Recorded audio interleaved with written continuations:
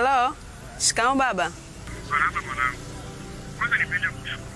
Tangu mashauri kuhusu kuchemsha maji kabla ya kuyanywa, kama matokeo makubwa sana hapa nyumbani. Umekuwa binti bora. Najivunia ukuzi kwa elimu ya afya unayoipata.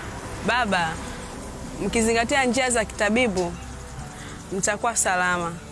Wacha mimi nielekee chuoni. Msalimie mama na wadogo zangu. Sawa binti yangu. Nikutakie masomo mema.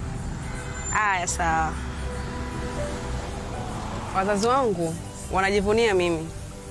Mbali na majukumu madogo madogo ya kuisaidia familia yangu, sasa nimekuwa nikihusishwa kwenye maamuzi na ushauri pia. Hii yote ni kwa sababu ya rafiki wa kufa na kufaana. Rafiki aliniwezesha kuendelea na elimu yangu ya chuo kikuu bila tabu yoyote. Kwa hakika, bodi ya mikopo ya elimu ya juu imegusa maisha yangu. Kwa miaka 20 sasa, rafiki huyu amekuwa akiwezesha vijana wengi kutimiza ndoto zao.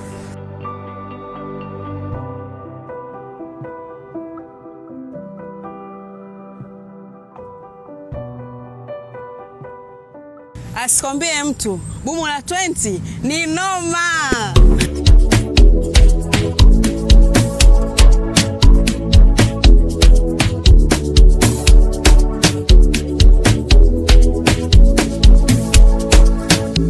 Modernization, chiki fungo ni pressure.